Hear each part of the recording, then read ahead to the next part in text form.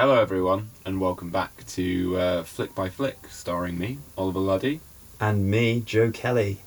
And we're here to give you the scoop on a fresh batch of films over the course of, well, mostly May. Is it all May?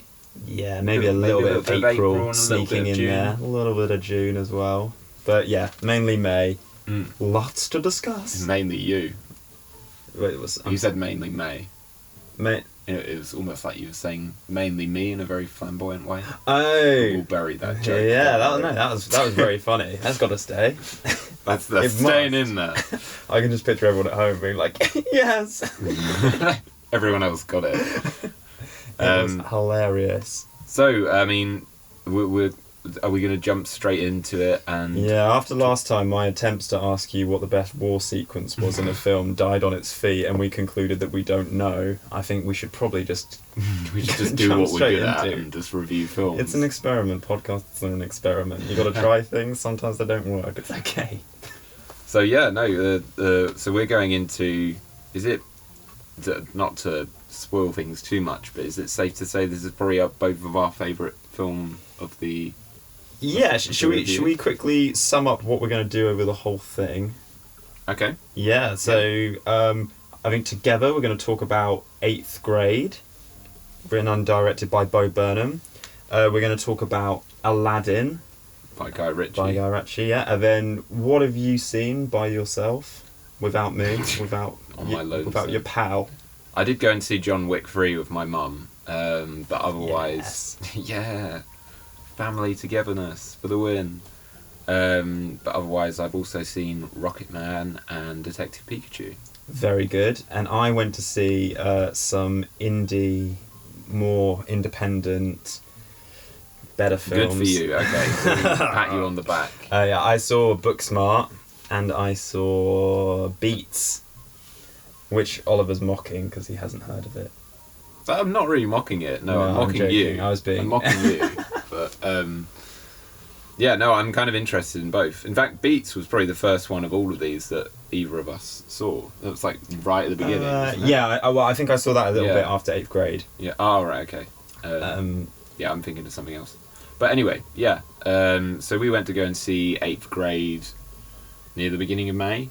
It was a little while after it had initially come out because so it was released. It originally played in Sundance in January 2018. So it was very much a film that was discussed all through 2018. But UK cinemas didn't get it till April, and then your cinema, which we saw it in, didn't get it till May.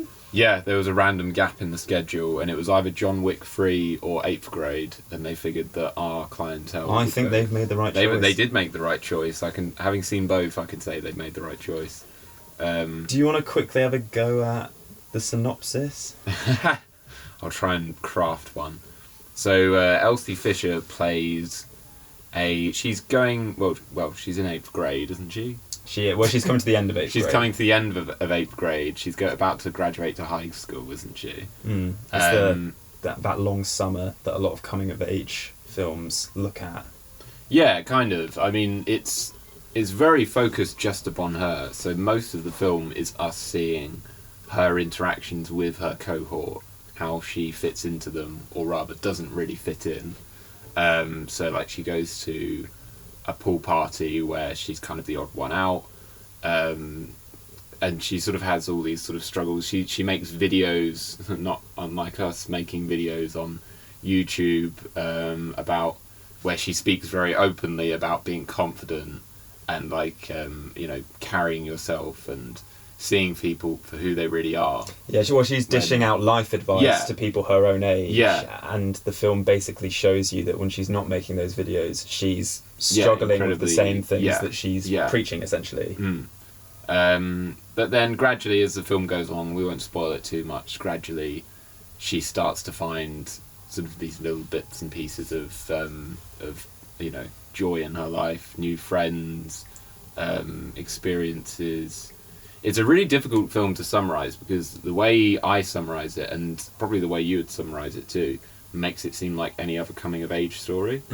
Whereas, and it has quite a general plot to it in terms of the story beats and what happens. It's very general scenarios. It's nothing hugely out there.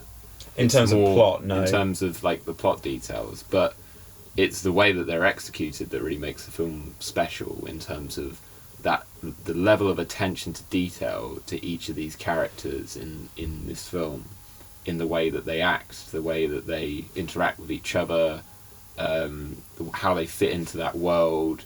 It feels like probably one of the richer like coming of age worlds I've seen in a film. Yeah, certainly one of the most relatable. Yeah, I agree. Yeah, so what did you think about... I loved it. I mean, we did... well, a good way of kicking it off. I know I cried at one point of it. Did you cry? Or you said you came close? I came very, very close. I think I could have done it under different circumstances. I think whether or not I cry at a film very much depends on what's happening in my life at the moment, and whether something hits me very viscerally. I think that it definitely has had the capacity to. I had a lump in my throat. It's an incredibly like compassionate film that I think so many people will be able to see themselves reflected in some way. Not only by the main character but all the characters around them, because they're so richly constructed. And it just feels so incredibly real. And I think that's what I think, seeing such a well-observed representation of what you might have experienced is what I think gives the film such an emotional kick. Yeah. And also, I mean, it's a real testament to the filmmakers in terms of the main character played by Elsie Fisher, who's great in this.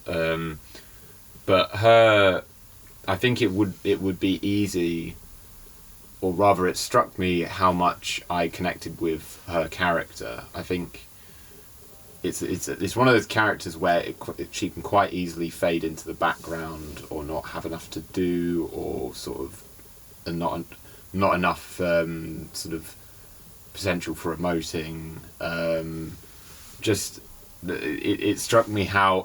Do you mean in terms of like being overpowered by and kind of outshone by some of the louder, more eccentric characters? In some ways, but also just in terms of, I was picturing some of the scenes and thinking, if someone would watch it and think, this is terribly boring, this character, she's in class, she doesn't really do anything, she's just going about, XYZ tasks in her class, or goes to this place, sees this person, and there's not much really going on under the surface. But they do a really good job of like building up all of this like background content, so that's constantly staying with you, and you really sort of you feel for her so much that even when something small happens to her, you feel real compassion. Like you want to be there to like hug her and like like be a friend to her, because she seems like the nicest person in the world. Yeah, absolutely. And yet, she's not dealt the card that the sort of hand that she deserves. Yeah, definitely. I think one of the big things is like, I think a huge part of what makes the film brilliant is that it's very much constructed so you identify completely with her situations and her emotions in a very, very immediate way. It kind of, you feel very much like you're inside her head, particularly at moments where she has like panic attacks and you hear the kind of the noises and your vision blurs in the same way. The camera very much stays with her, almost like a sort of supportive friend as she's like walking down to the pool and everything like that. And I was reading something with the writer-director Bo Burnham, and something he said really stuck, which was like, he didn't want the film to be nostalgic in any way, which I think a lot of coming-of-age films is, and I think that's a huge part of what makes you connect with her so much in the moment. You kind of you are transported into her situation, and you feel those same anxieties, and you realise that those anxieties aren't necessarily exclusive to 8th grade, even though they're like they're not exclusive to that time in your life. That's what I meant by the crying thing earlier, is that there's so many... It's like you said, there are so many different scenarios in this where it could evoke that reaction from someone. It's just dependent on what your experience is and which parts really, like the campfire scene, really got to me, because it's beautiful. I mean, it was a great scene anyway, but the sort of things that were being discussed there felt relevant to me, so that's kind of that, why I really teared up at that part. But I can imagine other section of the films having the same effect upon people. Can we go into a bit of spoiler chat? Yeah. Briefly? Yeah, because I think it would be good to discuss some of these scenes in a bit more detail. But yeah, if you skip ahead to wherever it will be clarified, take it from us that if you haven't seen it, will probably come out on DVD soon, and I really couldn't recommend it enough. Yeah, same. Probably my favourite film of the year so far, new film. I would up be there. that or Us, or probably that or Us would probably be my favourites. But yeah, no, sorry. Did you have scenes in mind? I think I think a couple of the later scenes would be good to start. I think first of all, the campfire scene. I think we were sat together, and I think I could definitely feel like the emotion permeating from both of us. And there was a good audience in the cinema that day as well. Yeah, very, really, very loud laughs and sort of conduct audiences. No noises or nonsense. Yeah. With the bit where the dad shows up in the shopping mall, and there's a little bit of a sort of yeah. I mean, I think like the campfire scene is a brilliant opportunity to talk about the dad, who's played by Josh Hamilton, and he's I found him like a wonderfully relatable character as well, and I think that's another one of the film's triumphs in that. I think in a lot of coming of age films, like you that's a genre with a lot of fantastic parent characters, you know, and they're a range of them. You can have really difficult, complex ones. You can have ones who are just unbelievably cool and understanding, and the ones where you kind of think, oh, if I wanted like, which movie parents would be like fun to have. But with him, what I love about it is that he's as bumbling and unsure of himself.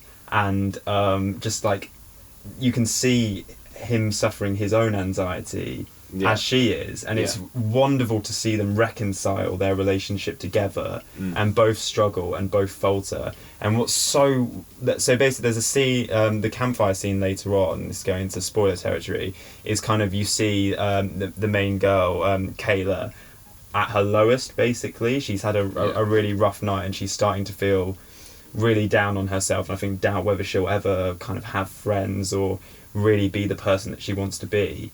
And she basically asks her dad, it's something along the lines of like, do I make you sad, or something like that, like a very, very a question that hits him hard. And then you see him try and give the big speech essentially, in which he tells her that it's okay, like, and that you know, she makes him really happy, and it's beautifully written, like very heartfelt, but quite subtle at the same time. Yeah, and there's just something amazing about the way he struggles with his words and corrects himself. It just feels so unbelievably authentic, and I've felt that conversation so much. Like I think we've all experienced one like that.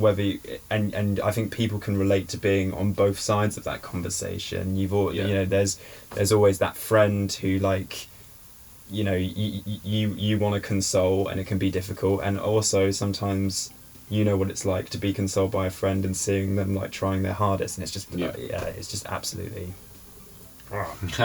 just wonderful. Lovely. And also I mean, it's such a roller coaster of emotions. There are parts that are so funny and so sad, and then one part in particular that's so awful and so uncomfortable. Yes. And it's just like the amount that they pack in. I think to me, it's the big thing about this film is almost that it's like a paradox of this small, or theoretically small package that somehow gets so much into it, and so much like detail and feeling in there. It's just really took me by surprise. Really enjoyed it. Yeah, and you know, it's a very, very personal story, and it's very focuses on very primal emotions. I think anxiety is something everyone can relate to. In terms of social interaction, especially. Yeah, it's something that could almost be. It's a feeling that could be lifted and put into a number of scenarios. Right, it's just, you know, 8th grade is one where it's particularly relevant, but there's also something very.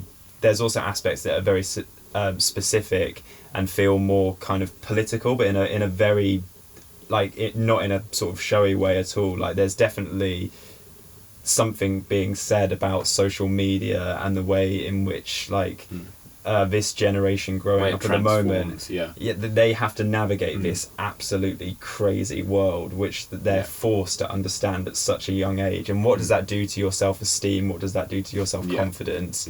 And kind of splits your life in two almost. And also there's all these great bits in terms of showing how much young people are exposed to in a way that I don't think anyone older than the current generation can understand. Like there's all those fairly shocking bits about them doing drills for school shootings, or when what was the oral sex thing that she... Yes, like the boy she fancies asked if she gives blowjobs, and then she takes a huge amount of time and research into looking up how to do it. And you see that in the background as well, that like they're going through these like terrible sexual sex education classes, which are completely tone deaf, don't understand any of it. And you see her struggle with the fact that she, the generation isn't really educated properly, and there's still so much to improve. So it's it just works on so many brilliant levels. It's both very, very timely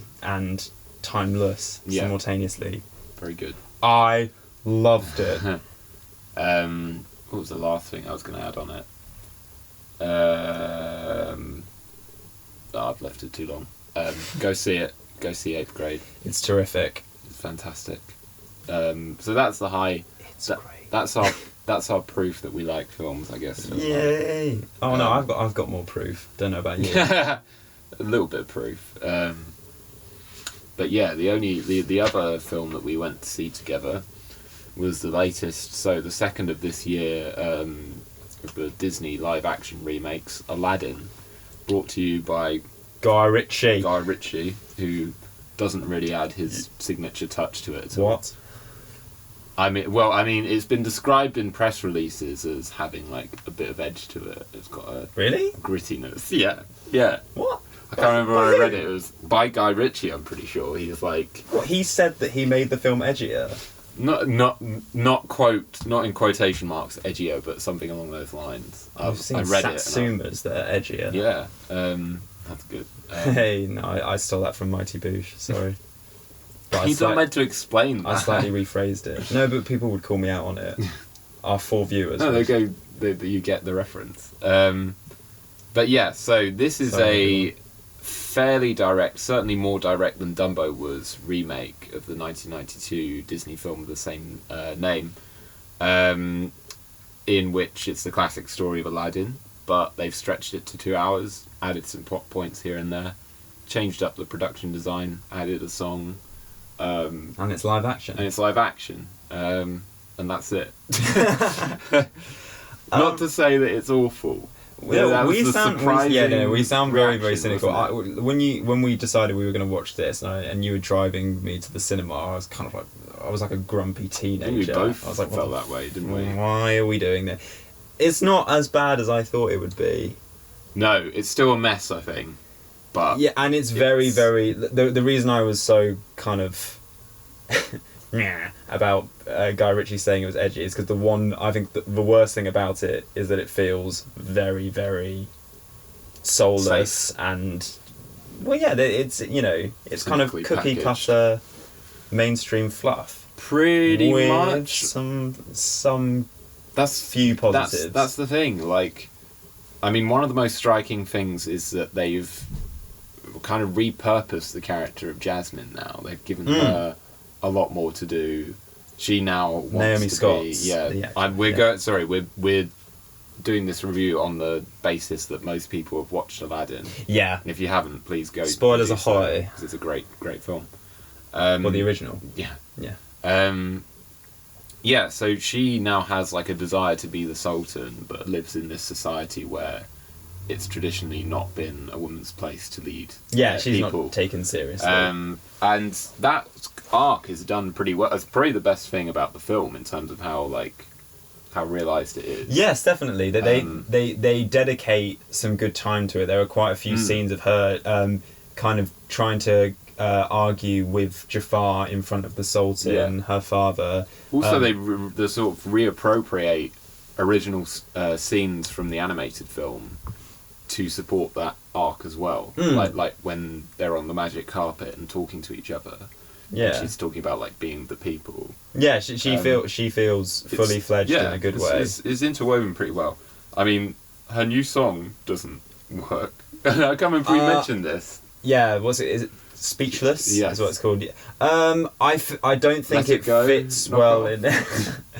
Yeah, I don't think it fits in in the moment where it happens. I like the idea of it being at another point, but I just think musically it didn't fit as well. It amazed me that it was the same songwriters as the original songs, because it doesn't sound like it. Yeah, it was fairly generic, but I guess I kind of just believed her when she was singing it. I guess I did think she was good at it. No, she's good in it. Yeah, it's a good performance. She seems like she's very sincere when she's doing it. She's giving it a go. I think it's very. Yeah. I think we see quite a few actors coast these kind of things based on their natural charisma, and I think she's taking the material seriously enough, which you have to do, and therefore, I think I agree with you in terms of how the song fits into the film, but I think a good performer doing it worked on me. Okay. Yeah, I mean, good argument. Debate me in the marketplace of ideas. Is that meant to be like Agrabah marketplace? Yes. Full of ideas. Yes, you came up with that. Full of intellectual ideas. A relevant reference. I mean, the rest of the cast is very, very spotty. So we have... Oh, that's a mixed bag. Who was it that played Jafar again? Marwan Kenzari. I wasn't sold at the beginning, and I wasn't sold at the end. He's just not threatening at all. Yeah, I think... That's it's partly down to the story, and it's partly down to the performance. Yeah, I think casting as well. I think, unfortunately, I just don't think it's a well-realised version of that character. I think it feels like the aim was to create a more three-dimensional Jafar, like a young man with aspirations. Yeah, almost like a backstabbing sort of second in command. But yeah, also they give him they add in the backstory about him he used to be a street rat as well as Aladdin, and they go for more of this kind of ambitious, very misogynist young man, which in theory could work, but the film doesn't dedicate the time to him to make him complex or to make you understand his motivations. He's just kind of boring and lacking in charisma and wants to take over the world. But I think a lot of that does come down to casting. I don't think No, I agree. That preference, but he doesn't have that presence to really convince you that this is someone who has powered through all of this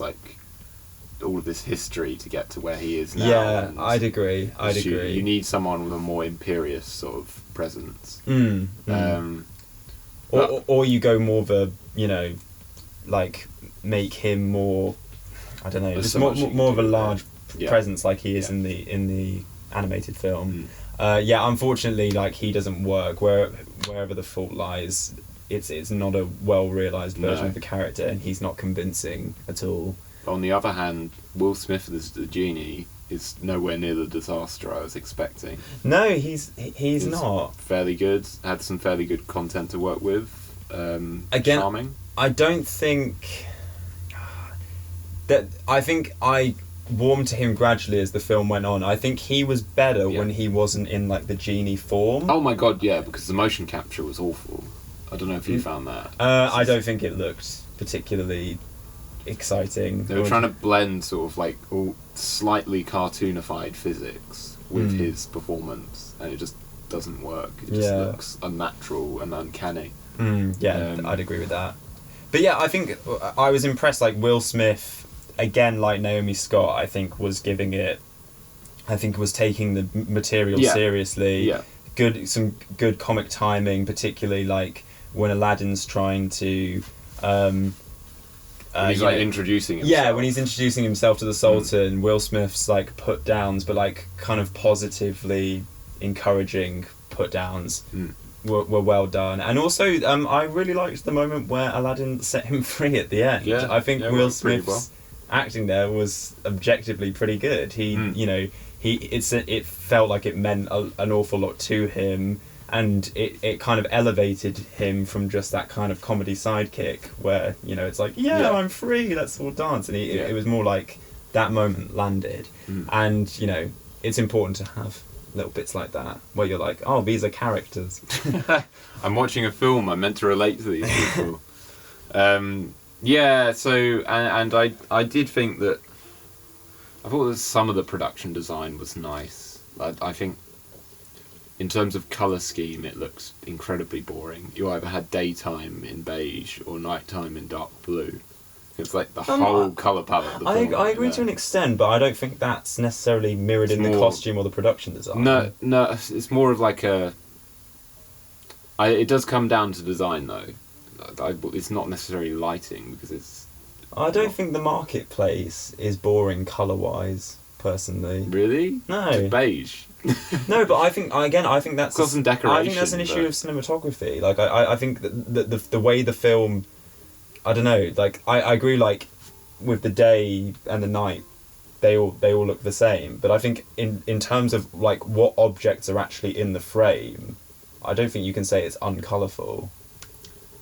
I like the costume design and I like some of the set design to distinguish those, but I didn't think the colour scheme of the film did those any favours, if that makes sense. Okay. Like I say, like I said this when we were playing Aladdin. I think that's one of the more colourfully striking Disney animated films, and for this to be so monotone was just really disappointing. Pretty sure Dumbo had a wider palette of colours than this film did.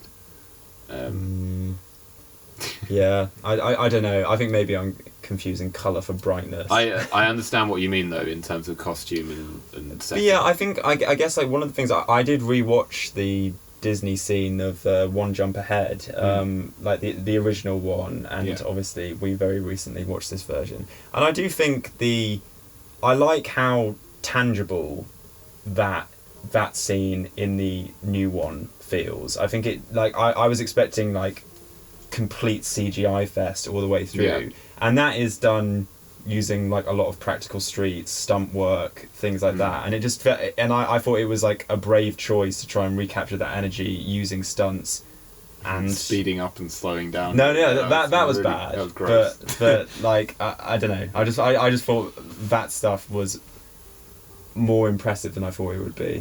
You look like you disagree. I wasn't impressed really. I don't know. You're very hard to please. I'm trying to, because I came out and I gave this a 3 out of 10, and I'm trying to justify because so far I've pretty much given the stuff that I liked. I think, to be honest, maybe the overwhelming feeling to me was that they remade Aladdin and they didn't make it any more exciting than it already was. In fact, it was probably less exciting than the original was. Oh, 100%. Yeah. That's what. Yeah, we've very much started with all the things we like about it, and there's plenty that I dislike. Yeah. And I think the crucial problem is that it's like the story and the songs of Aladdin.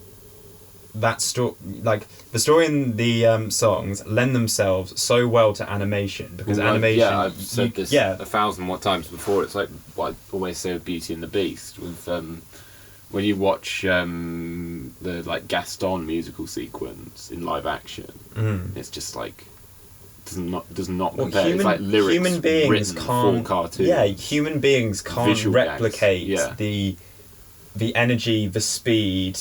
And just kind of the playfulness with gravity that you can do with animation, I just don't understand why you'd remake it in such a similar way, because all you're going to do is lose energy and lose sort of visual flair, and that's exactly what it does. Even though I think they gave it a go, I think this whole exercise of making live action remakes of already pretty much,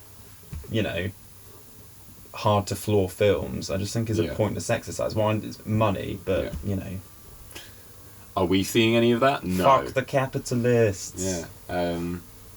Yeah, I think that was maybe the overriding feeling for me. I'm trying to think of anything else of note that really struck a chord with me. I wasn't a big fan of was it Mina Masood?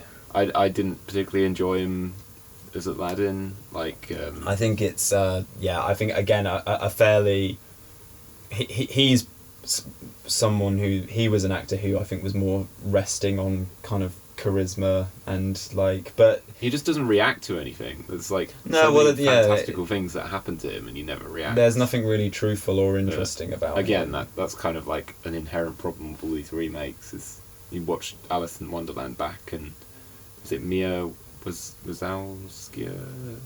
What was her name? Mia Wazowski. Yeah. She was. Yeah, Alice I think so. Yeah, and she just does not react to anything that's going on around. Oh, her. really? It's all CGI. I've seen her be good in some stuff. Yeah, she's a good actress, but in that, she's got nothing to work with. I mean, Mina Masood wasn't down there with the kids in the Aladdin. Sorry, kids in Dumbo. Oh, yeah, or even Colin Farrell in Dumbo. Yeah. But I think at least Mina Masood was kind some of acceptably cast. The human moments were, like him and Jasmine, or like a few of the moments with him and Genie were quite charming. Like they had. Yeah, I think a couple of good choices, but overall, I don't think he was up to snuff. Yeah. I don't think he reinvigorated that character in the way that I do think Naomi Scott did. Yeah. I mean, I'd say, sorry, we'll bring this to a close soon because I realise we're just trailing off on points now, but no. This is a review. I mean, I say I like the production design, but now I'm remembering what the Cave of Wonders was like, where it's just a big blue cave with some treasure in it. Oh yeah, but just big piles of treasure. Yeah. No, I think my praise was very much exclusive to the marketplace, which I will defend. Yeah, no, that's why I was saying the production design's good, is because I was thinking the marketplace and the palace. Yeah. But no, that was a bit of a CG boring mess. It's just a cave. It's so boring. A cave. You think of it reminds me of Temple of Doom, the cave in the original, where it's just like him walking through all these weird caverns and they're all shaped in different ways and they've got different remnants of sort of civilizations in there and it's all very artfully designed, and this is just cave with some treasure. Yeah. Sorry, I shouldn't be so hung up about that, but I am. No, but it's an important thing. In the Disney films, a lot of it is about world building. Yeah. And if the world looks boring, bland and unoriginal, you're not going to want to live there. When so much time and effort goes into it, then that's a fair criticism. Thank you. You're okay. The one thing I was going to say is, the screenplay was written by Guy Ritchie and John August. Do you know who John August is? You said this. It was Big Fish and Charlie and the Chocolate Factory. I did, yeah. Two Tim Burton films I actually quite like. Yeah. Big Fish I really like. Charlie and the Chocolate Factory I like. It's okay. We watched it together, didn't we? I like some stuff. Yeah. I don't know, he doesn't... But I found it weird that those kind of... two screenwriters created this, because whether you like them or not, I just can't imagine them sitting down and writing something this generic. Well, speaking about the screenplay, it then brings back one of my other reactions was that it would play along with new dialogue, and then certain sequences would come up where they'd snap into the dialogue from the original film. And it would feel really jarring. I don't know if this is just because I'm over familiar with the script. I'm not over familiar with the original, but I thought the script was jarring. Changes in style completely. And then, of course, a lot of that original dialogue isn't delivered particularly well. Not as well. It's impossible not to draw comparisons, though, isn't it? When it's such a direct remake. You can't not, and that's what I mean. Like the whole thing is fundamentally pointless. It's like it's why people say why would you try and remake this film? I think, I don't know, they did do something good with Jasmine, but overall I just think turning an animation that works so well as an animation into a live action without really taking that adaptation part of it seriously, I just think it's an exciting story. There's so much that you can do with that story, both visually and narratively. So to just do the same thing again watered down. It's just such a waste. It's like we discussed at the end of one of our earlier Flick by Flicks when you reeled off all the upcoming live action Disney remakes. The only one I can possibly see working is the one with Emma Stone as Cruella de Vil, because that almost could work as like a weird character study. Like it probably wouldn't, but that's one where it's all to do with one character and a performer being able to bring it to life. Whereas the rest of them, I'm just like, if they're not broke, why try and fix them? I mean, we know why, but it's just like they shouldn't. Oh well. And I won't rest until they stop. You're gonna boycott them from now. Come on, 9 viewers. Are you gonna join me? Are you gonna be watching Lion King? I'm gonna be picketing Lion King. Yeah. Yeah, holding up the big signs saying, "Don't see this film. The king is dead." Gonna Gene Wilder them. You've scarred my Do childhood. not see this film. Go buy the DVD of the original. If you can convince him. Oh wait, no, he's passed away, isn't he? Yeah. That's why it's my responsibility. That's why you're there. That's why you're representing. Exactly. Anyway, Aladdin, not as bad as it could be. Not as bad as the Dumbo remake, but a big mess still. I think soulless. Soulless. Just so inconsistent.